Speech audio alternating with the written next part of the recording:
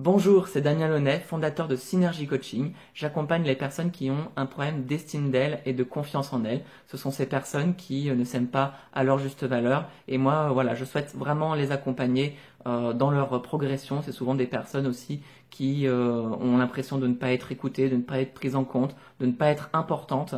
Et finalement, voilà, je voudrais les aider à s'aimer de façon inconditionnelle pour se voir capables d'accomplir tout ce qu'elles ont envie d'accomplir. Voilà, donc aujourd'hui, je voudrais te parler des signes de reconnaissance qu'on va recevoir en faisant du jeu psychologique avec le fameux triangle de Karpman, le triangle dramatique. Donc je vais te montrer ça tout de suite. Voilà, donc avant de commencer, je t'invite aussi vraiment à regarder les autres vidéos que j'ai pu faire sur le scénario de vie, les positions de vie et les états du moi, puisque c'est aussi de l'analyse transactionnelle, et il y a vraiment un lien entre toutes ces vidéos que j'ai pu faire. Donc je t'invite vraiment à les regarder, puisque ça fera quand même plus sens pour toi. On peut les regarder séparément, bien sûr, mais voilà, ça te fera peut-être plus sens pour toi de les regarder toutes une à une et de vraiment comprendre tout l'enjeu qui se passe dans l'analyse transactionnelle et dans le relationnel qui se passe avec les autres. Voilà, donc aujourd'hui, je te parle du triangle de Karpman, le triangle dramatique avec les jeux psychologiques qui vont être le sauveur, la victime et le persécuteur. Sachant que pour être dans des relations saines et positives, il n'y a que le mode adulte qui est vraiment quelque chose de positif et de bien. Donc on va commencer par le sauveur. Le sauveur, bien entendu, c'est celui que tout le monde souhaiterait être, puisque c'est quand même assez positif comme mot, et il a une image de gentil, hein, toujours prêt à aider, et il a tendance à dire toujours oui dans toutes les circonstances, et il peut même, en amont, aller proposer ses services alors qu'il n'y a pas eu de demande de la part de quelqu'un. Et ça déresponsabilise l'autre, en fait, hein, en faisant ça. Non seulement ça le déresponsabilise, mais du coup ça le maintient dans une position d'enfant, ce jeu psychologique-là. Et donc lui, il a l'impression que en allant proposer ses services et en aidant les gens comme ça, il va recevoir de la reconnaissance positive et de l'attention positive. Sauf que pour lui, la reconnaissance est égale à l'amour. Et donc forcément, ça veut dire que la reconnaissance qu'il va avoir, elle est complètement conditionnelle. Et donc, à partir du moment où l'amour est conditionnel, on n'est pas dans une forme de relation saine et positive.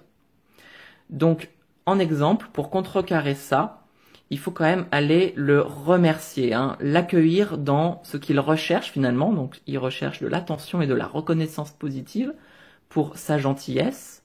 Et donc, du coup, en exemple, ce serait de lui dire « Merci beaucoup, c'est très aimable à toi, c'est très gentil, merci pour tes services, mais je peux m'en sortir tout seul et m'occuper de moi tout seul. » Et en faisant ça, on va le ramener à sa responsabilité et désamorcer le jeu psychologique qu'il peut y avoir. Donc par exemple, hein, on a un peu tout cet exemple en tête, ça peut être une mère avec son enfant de 35 ans par exemple, hein, ou ce qu'on appelle la mama italienne qui va déresponsabiliser l'autre ou s'occuper de l'autre comme si c'était un enfant alors que son enfant a 35 ans, voire plus. Voilà, il va y avoir donc du coup aussi le jeu psychologique de la victime. Donc la victime, elle, ce qu'elle veut, c'est qu'on l'aide en nous apitoyant sur son sort. Hein. Ça va être quelqu'un qui va beaucoup se plaindre ou nous ramener les choses sans arrêt à elle en disant « moi j'ai vécu ça, c'était difficile, etc. » Donc c'est pas positif non plus. Hein. Et là, quand on trouve une victime, elle va, elle, avoir en échange un persécuteur ou un sauveur.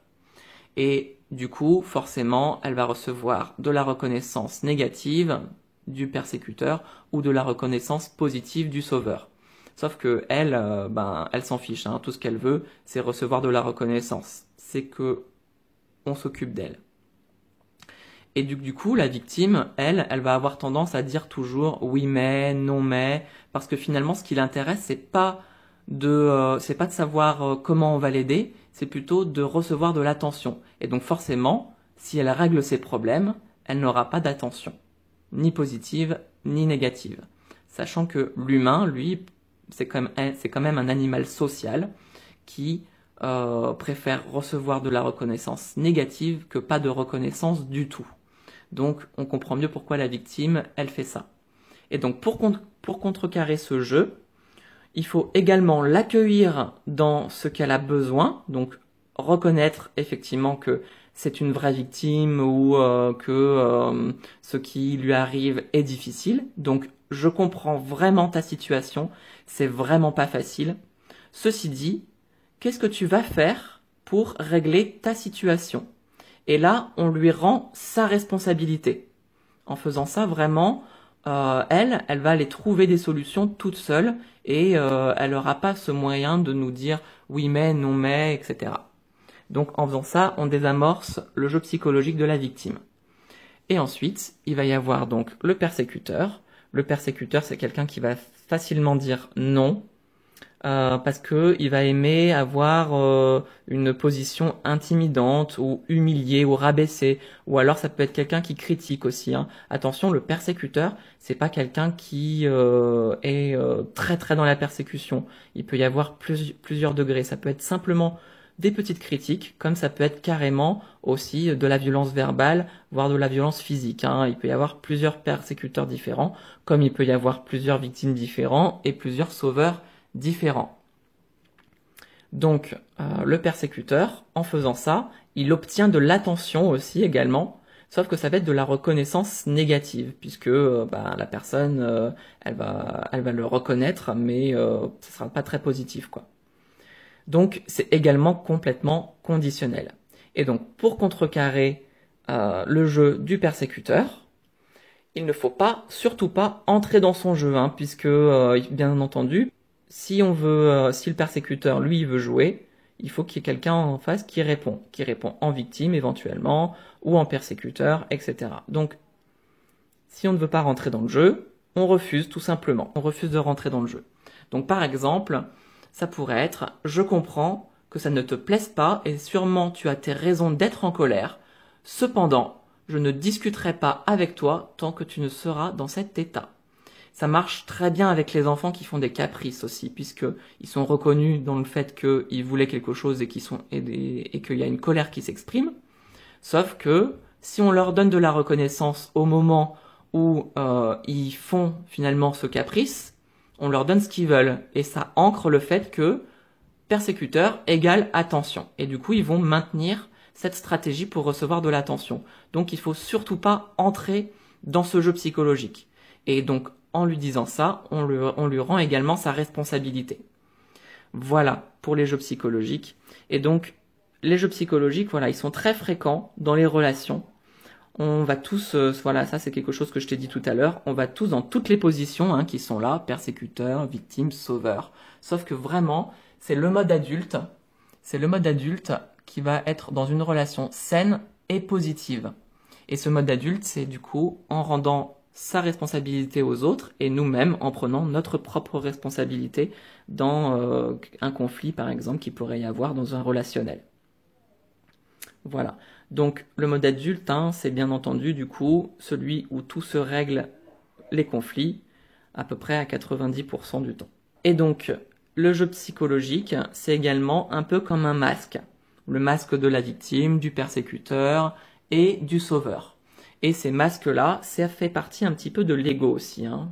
C'est comme le masque de l'ego, parce que finalement, les jeux psychologiques, ils sont là un peu pour nous protéger dans notre essence. Ça nous permet de ne pas être authentique dans notre relationnel, et donc du coup, forcément, de nous protéger. Et également, ça nous permet aussi de recevoir de la reconnaissance positive ou négative, et de même temps, de nous confirmer notre scénario de vie, avec les positions de vie qui vont être moi, je me vois positivement et je vois les autres négativement.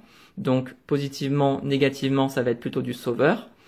Le moins plus, c'est moi, je suis sans valeur et l'autre a plus de valeur que moi. Donc là, c'est typiquement la victime. Et ça peut être aussi, le plus moins, ça peut être aussi forcément du persécuteur. Voilà. Donc, je sais pas si tu fais tous les liens avec les différentes vidéos, mais voilà, je t'invite vraiment à les regarder puisque ça va vraiment mettre à jour plein de choses chez toi, chez les autres, et tu vas voir que tu vas avoir finalement, en écoutant ces vidéos, peut-être des images qui te viennent de personnes que tu connais, et tu vas commencer à pouvoir analyser ce qui se passe un petit peu dans le relationnel avec les autres, et c'est quand même quelque chose de très enrichissant, et en termes de développement personnel, c'est quelque chose de très important aussi. Voilà, je vais finir sur cette vidéo sur le fait que Ici, je te parlais du jeu que c'était égal à un masque de Lego, et donc ce sera l'objet de la prochaine vidéo. Et d'ici là, je te souhaite plein de bonnes choses, et je te dis à très bientôt.